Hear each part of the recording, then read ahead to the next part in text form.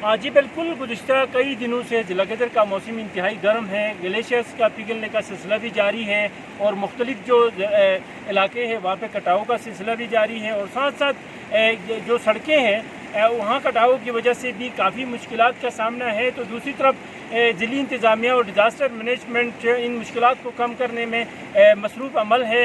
इस वक्त मेरे साथ मौजूद है डिप्टी कमिश्नर गिजर दिलदार मलिक साहब और उनकी पूरी टीम।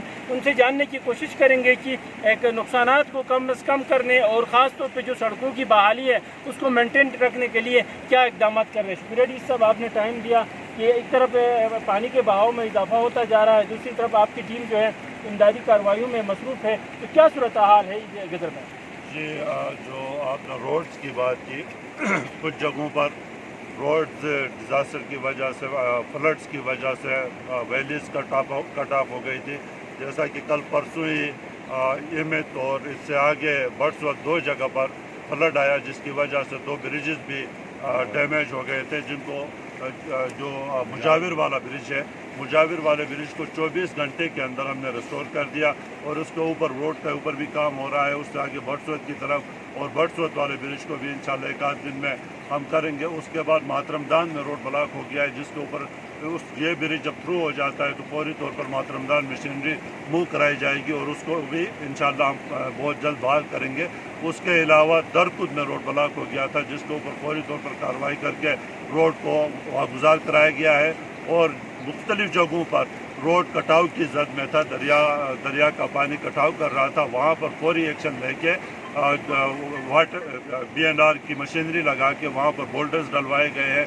सिंगुल में वल्नरेबल हो गया था रोड, उसके अलावा आगे गीच वाली साइड है वहाँ पर रोड वल्नरेबल हो गया था। हमने गोहराबाद में रोड का कटाव शुरू हो गया था। तो इन सारे इलाकों में फौरी तौर पर कार्रवाई की गई है और जहाँ पर ब्रिजेस को डैमेज का खतरा है वहाँ भी काम हो रहा है, रोड के ऊपर भी काम हो रहा है और उसके अलावा जहाँ पर किसी की ज़मीनें या घर खतरे की जद में है या सरकारी बिल्डिंग्स खतरे की जद में है, उन सब के ऊपर काम हो रहा है। आपने आते हुए यहाँ देखा होगा एक बहुत बड़ा प्रोटेक्टिव वर्क हो रहा है। ये तकरीबन 1 करोड़ का प्रोजेक्ट है। इसको इमरजेंसी डिक्लेयर करके ये काम शुरू करवाया है। इमरजेंसी डिक्लेयर करने के पीछे वजह ये थी कि अगर ये कट ऑफ हो जाता तो इधर नई सड़क बनाना भी नामुमकिन है। इस जगह नई सड़क भी, इसको पूरी टीम ने विज़िट किया था।